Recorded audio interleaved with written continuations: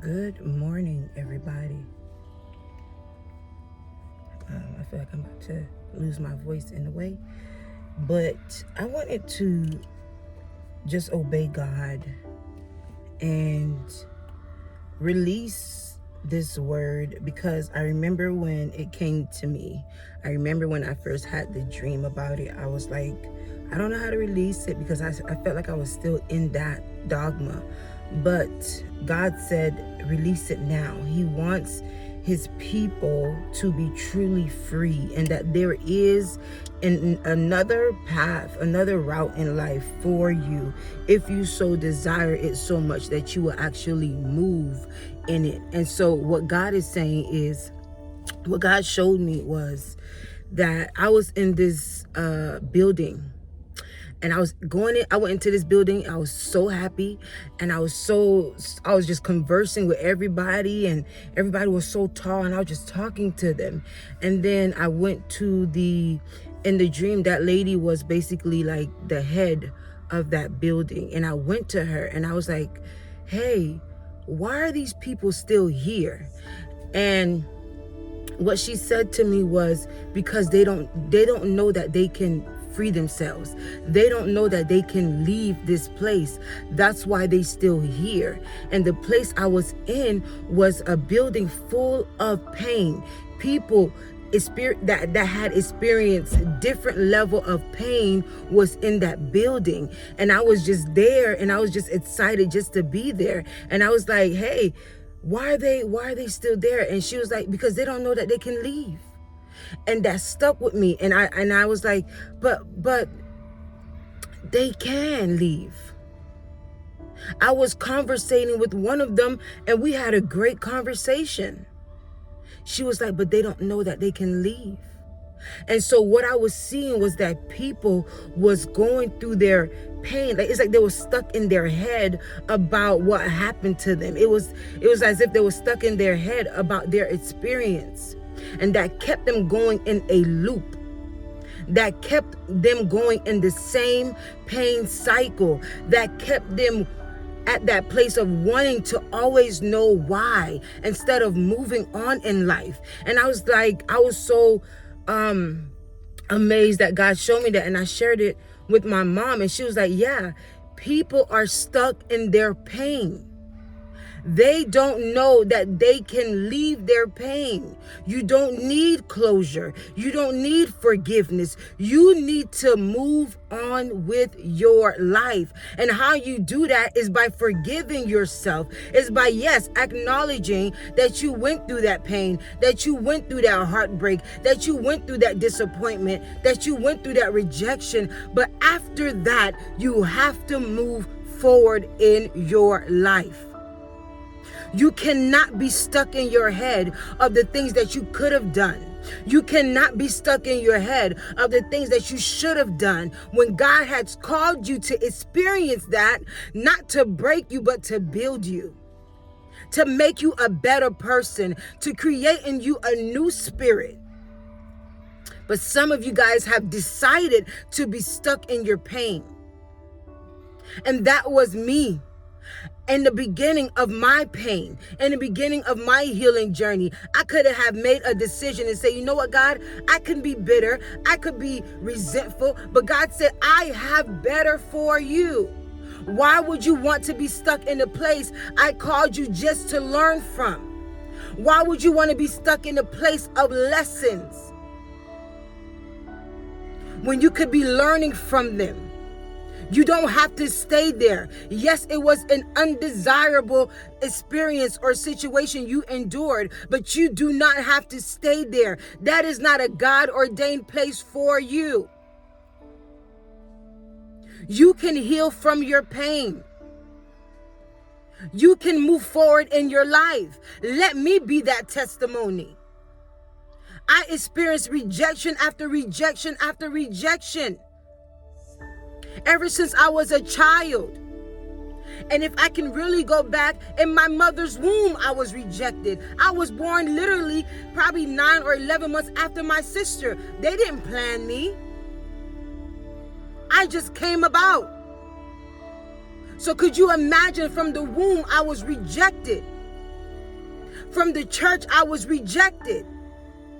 From the world, I was rejected. That's why I don't want people to try to tell me how I should serve God. Save your breath, because my salvation, or salvation in general, is personal, baby. And I'm living in my salvation. I'm living in my journey. I want people to understand I don't have to believe what you believe to be considered a child of God. I don't have to walk the path that you walk in to be considered an oracle of God. I'm still his child. I may just not walk it the way you walk it. I may not talk it the way you talk it, but I do believe that God is still my God. And there's only one God that I serve. So all this chit chat or of saying, oh, Addie this, and Addie had lost her mind because she left the church and she don't believe in this anymore. So she has truly lost her mind. I heard all of it. And now it's like God has given me the strength and the push to say, no, baby, I'm in my journey. And it ain't going to look like yours. And that's okay. You got to understand that you don't have to walk the same path as someone else's to hold hands with them in the journey of life where you was destined to grow. Some of y'all are stuck in these old places God is trying to pull you out of. But you're so fearful in how you believe God has to be or has to show up in your life that you can't even dictate where God is moving. God is still God. He is still moving. He just may not move in your life the way he moved in their life. And you have to begin to understand that so you can know how to grow, how to measure your progress in life. Everything for me is not about the church.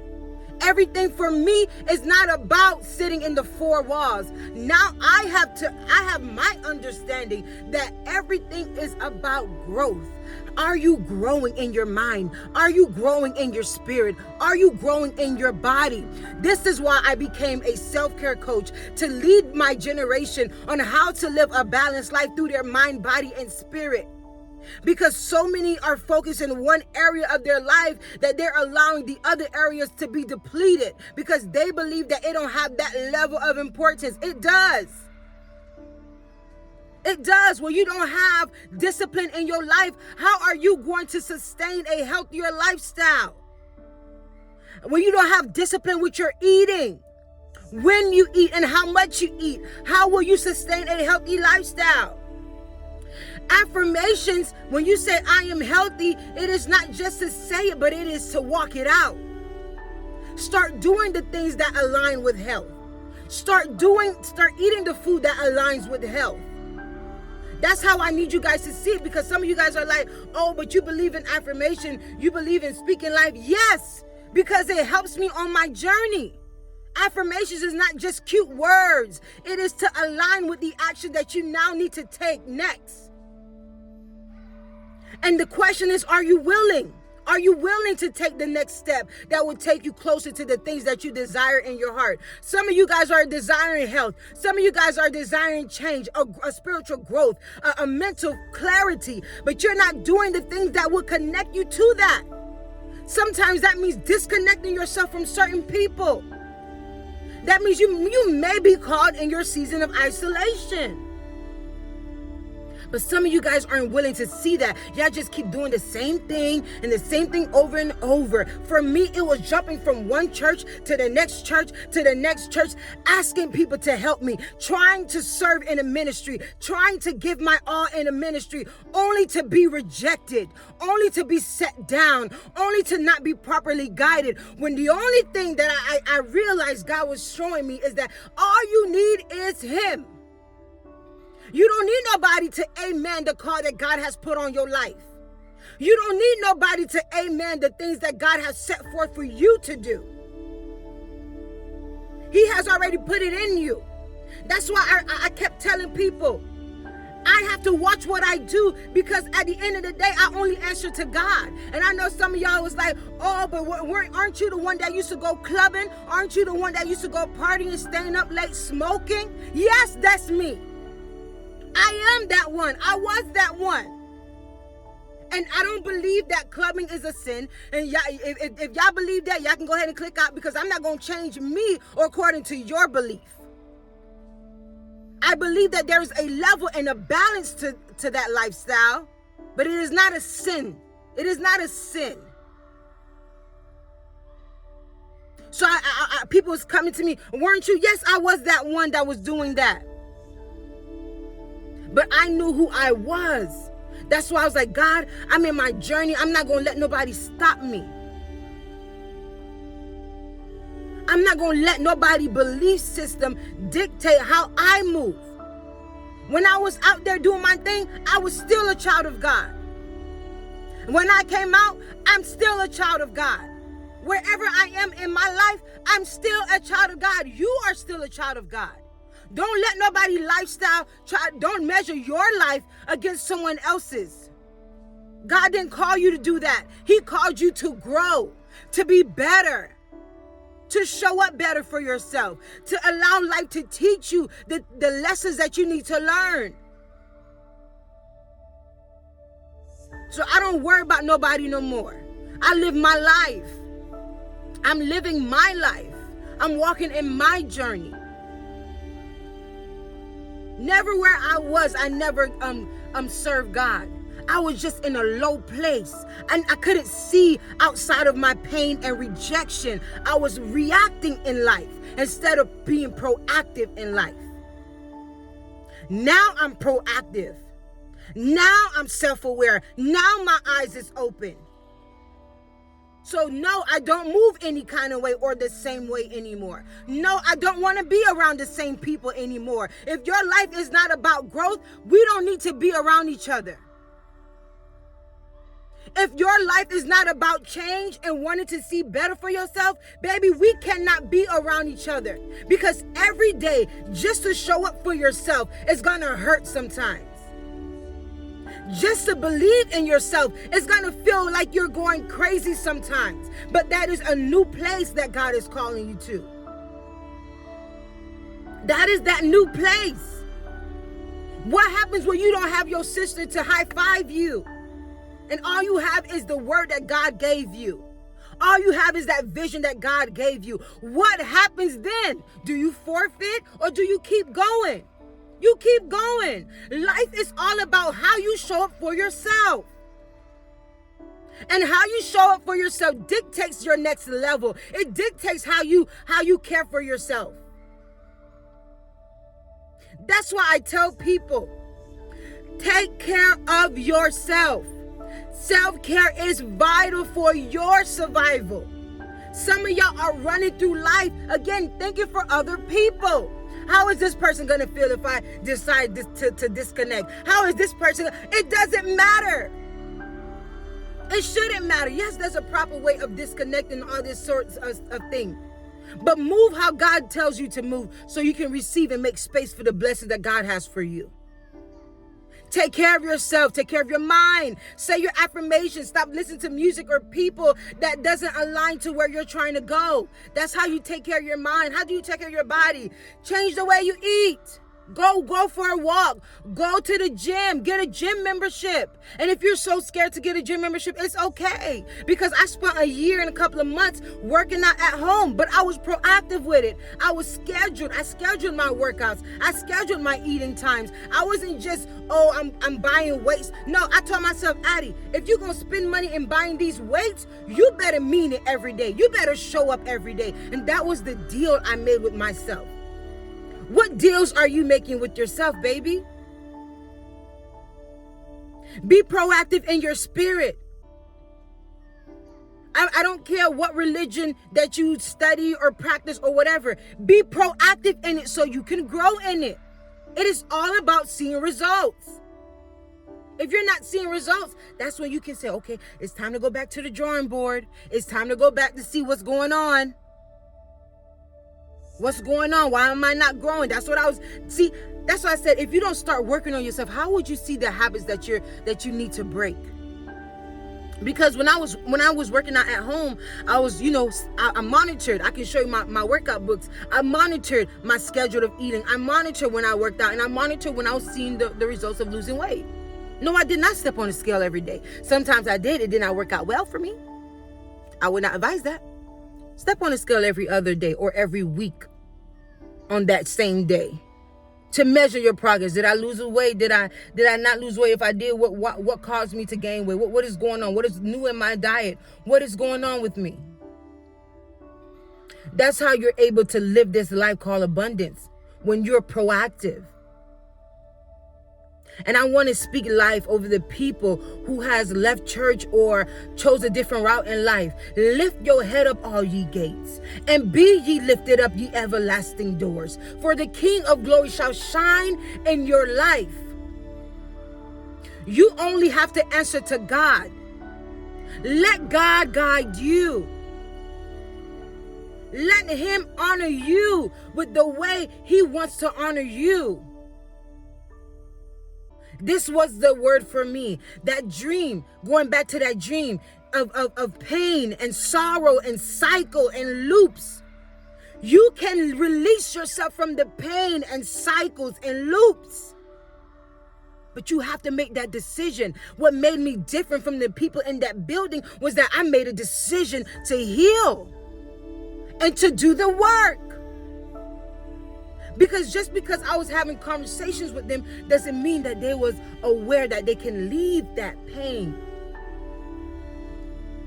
I said to the lady, I said, they sound sane though. I don't understand why they're here. Because they don't know that they can leave. You can leave sorrow behind. You can leave sadness behind. You don't have to stay in rejection, baby. There's different states that you can live in. There's different states that you can explore in. You don't have to stay there anymore. If I encourage you this morning, I encourage you to move forward in your life, baby. It's gonna hurt. I was hurting. And some days the pain still comes because, baby, it's memory. But every day I work it out through the different steps that that I take in life. By journaling, praying, fasting. Giving honor to God every day. Because I know that I didn't know that it was possible, but I remember telling God, I'm going to do it anyway. I didn't know how this route would look, but I remember telling God, I'm going to do it anyway. I was so used to doing the same thing over and over again and saying, ooh, I'm going to get a different results because, ooh, I'm positive. No, you're going to get a different results with your positivity when you move differently. You can't say, ooh, I'm positive that I'm going to lose weight and da-da-da, but you have yet to discipline yourself in your eating. You have yet to incorporate discipline in your life. You think you only need discipline, and I'm only talking or referencing the church because that's where I came from. You think you only need discipline in the church. No, you need discipline in every area of your life. Every area of your life. And when you don't have those discipline, go back to the drawing board and figure out how can you be disciplined. I don't know what this video is going to be titled as, but I'm going to leave it as this. Move forward in your life and be free. Stop letting your situation define you. I went through that, but I'm not that person. Yes, they mistreated me, but I'm not that person. Yes, they talked down on me, but I'm not that person. Yes, they created a group chat about me and dishonored my name, but I'm not that person. I am who God called me to be. I am the name that God put on my life, which is his child, which is his chosen one, which is his light. Be careful to not move out of your situation under the name of your situation, but out of it. Move out of it. Don't move with it. Don't become one with it. Move from it. This is your favorite self-care coach and motivator, Addie Speaks. You guys have a healing and healthy day. God bless.